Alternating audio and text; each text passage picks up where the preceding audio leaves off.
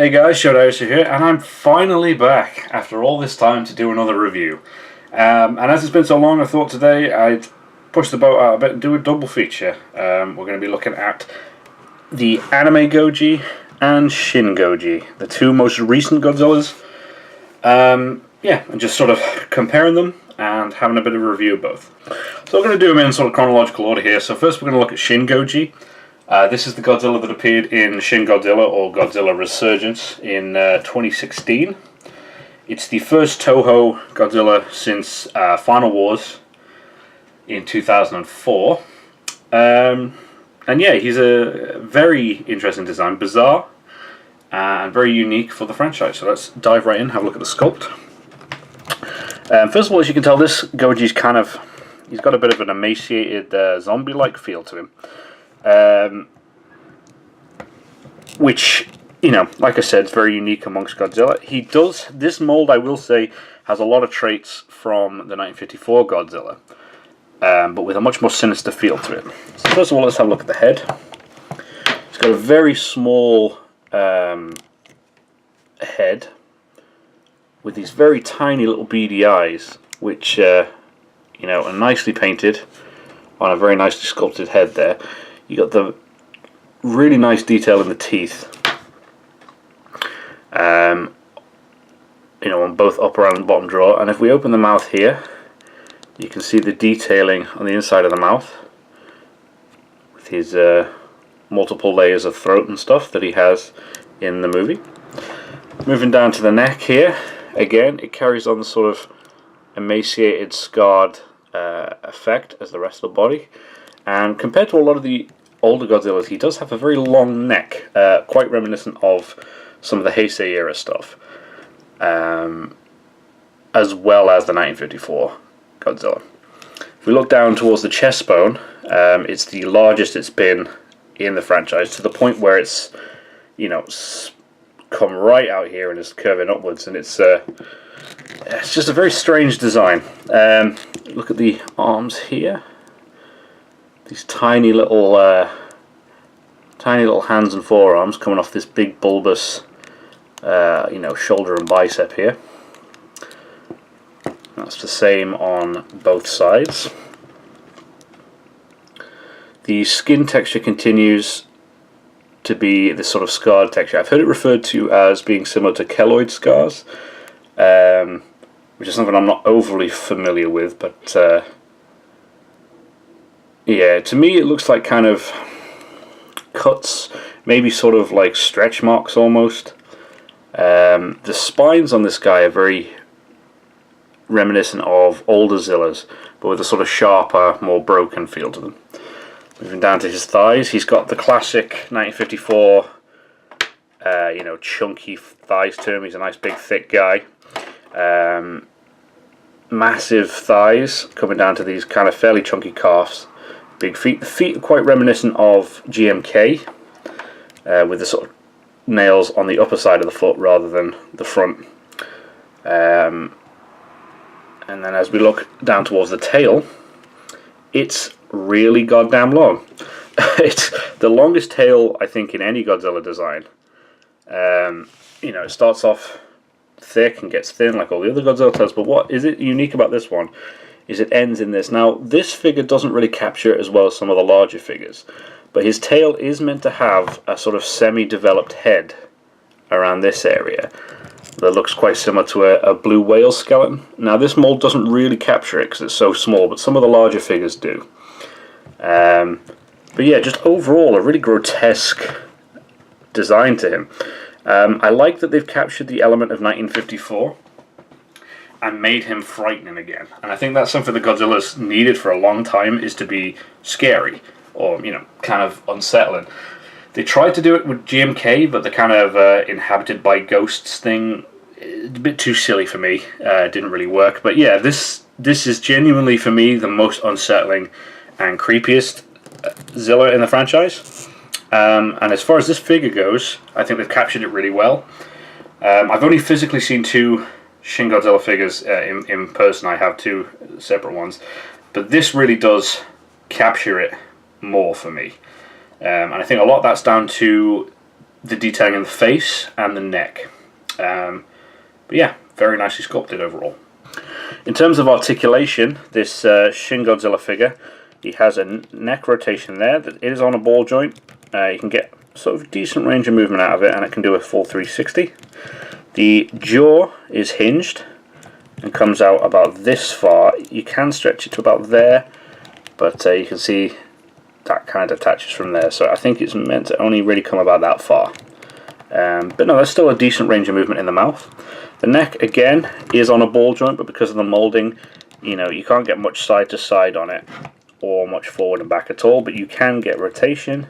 He does a full 360, but that's about it for the neck. The arms are hinged here at the shoulder. They're a bit stiff, but again, ball joint.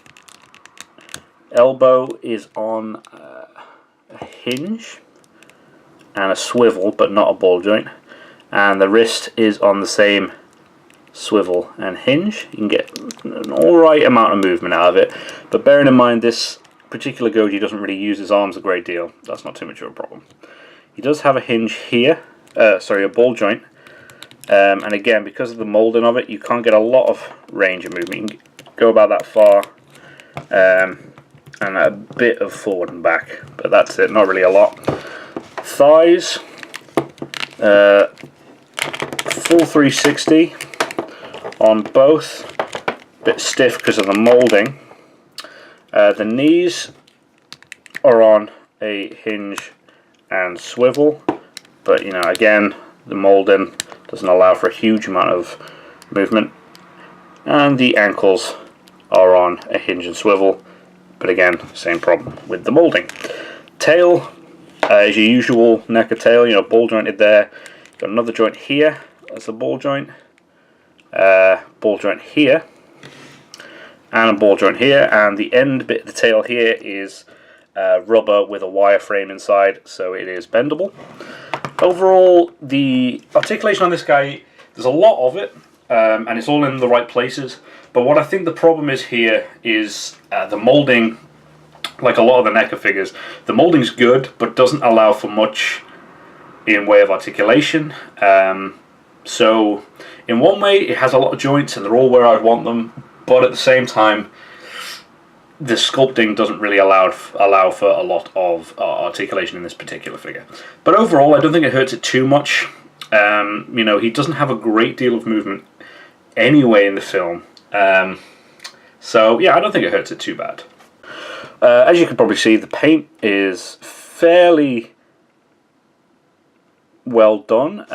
You know, I think the base color of the plastic is the darker black color, and the red is what's being accented here. So it's quite nice, if a bit, you know, basic. It's got some nice mix of darker red in the mouth to give that kind of color. You got the yellowing on the teeth, which is nice, and bits of dirt and things, which are cool.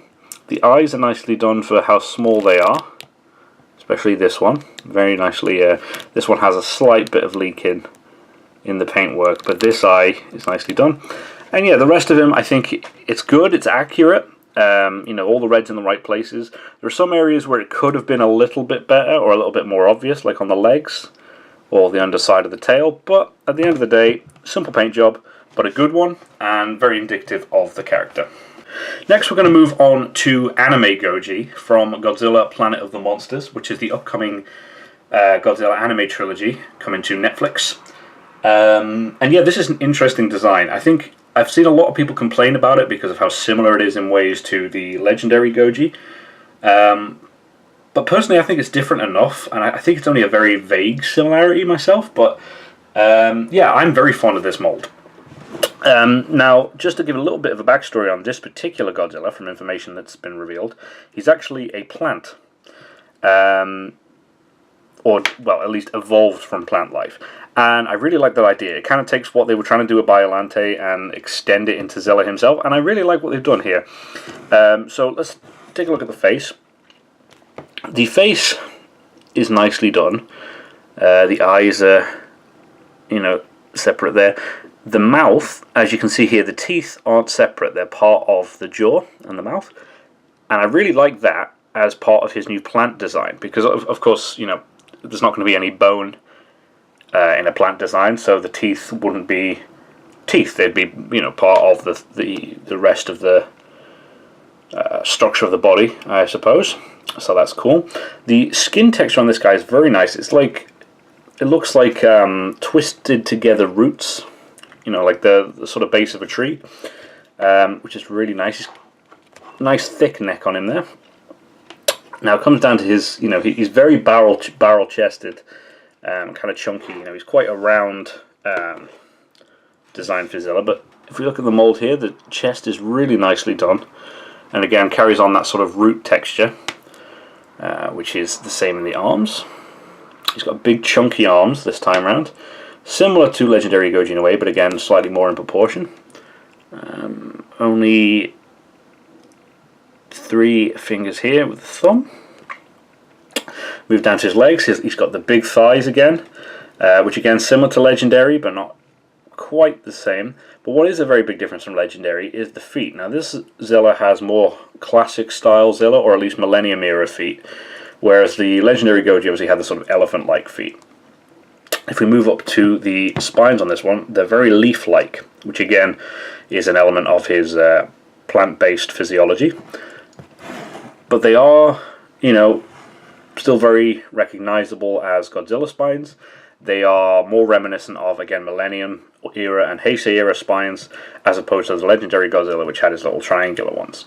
If we move down to the tail, it's a nice big thick tail, quite long, and the detailing underneath is really nice. You've got the root texture carrying on all the way, and yeah, really nice design. What I like about this guy, in relation to what some people have said about it being quite similar to Legendary, is this feels like the Legendary design, but with elements of Millennium, which makes him feel like a true Godzilla. Not that the Legendary didn't, because I think Legendary Godzilla did feel like a Zilla, but this guy just kind of takes all the elements from that particular design, mixes it in with some of the Millennium era stuff, and just creates this really, really nice design. And I'm a big fan of this one. I do like Shin as well, but I think of the two, AnimeZilla does take it for me, because it's just so classic, and it's got that feel to it that I've been missing in a Godzilla. Now this figure is a Bandai Movie Monster Series one, so unlike the Shin Godzilla we looked at before, which was NECA, this has less articulation. This has more classic articulation. You've got a joint at the shoulders, which does a 360, and that's the same on both. The thighs, sorry, the hips are a complete 360 on both sides, and you've got the tail articulation there, which is a 360. So basic articulation when compared to Shin. Shin definitely takes it in that regard, but this guy's got good articulation for a vinyl, what I would expect from a vinyl. And they haven't tried to do any head articulation, which is nice, because I think it would ruin this molding. So I'm glad they haven't gone for any neck articulation with this particular figure. Now, the light's a bit bright here, so you might not be able to see completely, but the skin texture is a sort of dark, greeny blue. More blue, I would say, but there's a definite tint of green to him. In the chest here, he's got a lot of nice black and grey detailing to sort of accentuate the, the curves in his body, which is nice. The spines, the toes, and the nails are a sort of more metallic-y colour, which is nice. And the whole thing, if you can, I don't know if you will be able to see this, but the whole thing has a sort of glitter to it. Now, I don't know whether that's an element that will be in the final one, or whether this is because this was one of the earlier released figures, and they tend to do the sort of sparkly texture to some of the more exclusive early ones. But no, I like him. I think colour-wise, again, he has a good classic feel to him. The slight green tinge plays well to the fact that he's now plant life, and is also quite reminiscent of Millennium Godzilla, which again is something that I've missed, and something that I think should have been revisited, and I like that they have with the paint job on this guy. Now, in terms of scale, Shin fits in nicely with usual 6-inch NECA Godzilla figures. As a comparison here, I'm going to use GMK. As you can see there, they fit in quite nicely. Now, proportionately, This Zilla should be a lot larger, so obviously they're not in scale, but they scale nicely with each other. So if you're displaying them together, which I do, they've got a good balance in size. Just have a look at the rest of the bodies there. So, Shin fits in nicely with your NECAs. Moving on, just to compare him to a Bandai Creations figure, this is the ShinGoji Godzilla from Bandai Creations. Sorry, Bandai Standard. And if we compare them there, again, fits in scale. The characters are proportioned differently, so that it creates some issue. But when you're displaying them on your shelf and things, they look great together. They all fit in nicely. I'm going to move Shin here and just show you AnimeGoji in comparison to these two figures. There he towers over him slightly. Actually, no, they're not too different, but he's obviously a much bigger figure. One thing to mention with this guy specifically, he has a very large footprint on his shelf because of how long the tail is, because of how wide he is, which can be avoided with Shin because he's not as wide, and B, with the amount of articulation in the tail, you can get it into some positions like this that aren't going to... Oh, his tail popped off there. But my point is, you can get the Shin Godzilla into some positions where the tail is not going to be as much of a problem when displayed on your shelf. Just quickly compare Anime to GMK while we're here, and again they scale really nicely, and they look good together. So scale wise, both of these figures fit in nicely with your NECAs and your 6-inch Bandai figures. Just quickly to talk about pricing, the AnimeGoji doesn't seem to be available everywhere. I've seen a few of him knocking around on eBay, not seen them on Amazon.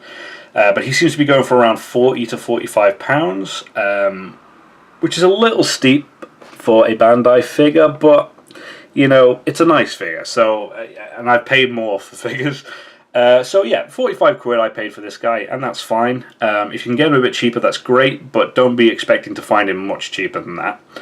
And in terms of the NECA Shin Godzilla, I got this one for 20 quid myself on Amazon. And I have seen him go for anywhere between £25 and £35. I wouldn't pay much more than £35 for him. But between £25 and £35, I would say is a decent range. But yeah, if you can get either of these a bit cheaper than that, you're laughing. But don't expect to pay much less than that for these two. I mean, ultimately, what I think I like about both of these particular incarnations of Godzilla himself are how different they are and how unique they are. They both take, the classic elements of the character and the visuals of the character, but do them in such a new and interesting way. I mean, Shin especially is very unique. He's very creepy. He's got that whole, built from corpses feel to him. And AnimeGoji has the whole plant thing. And I think they do take elements from older Zillas, in Anime's case Legendary and in Shin's case 1954, but they redo them in such a way that it doesn't feel stale, but they do feel familiar enough, and they both do them in such a unique new way that I'm really excited for the franchise, to be honest, because where we're going now is an interesting new place. I mean, I've always been a big fan of Godzilla regardless, but I will admit each era kind of gets a bit samey after a while. But I think what they're doing here is really interesting because you've got the new disturbing, frightening character in Shin Godzilla, which hopefully we'll get some sequels to, and the new kind of badass look of the Monster Planet movie, which has the more silly, over-the-top anime feel to it. But both of them are taking them in a really new and interesting way, and I'm really happy with how the franchise is going. And yeah, it's why I wanted to start getting back into the reviews. It's always something I've enjoyed doing. It's very relaxing for me, and yeah, just with a lot going on in the Godzilla world now, I really wanted to get back into this, and that's why I wanted to have a look at these two guys first, because yeah, it's just an exciting time to be a Godzilla fan, and I think there's nothing but good things coming for the Big G in the future. So thanks for the long wait, guys. I'm going to be trying to get some of this done more frequently now, some more reviews, and hopefully I can get into a good schedule again. And yeah, hope you enjoyed the review, and I will see you guys next time.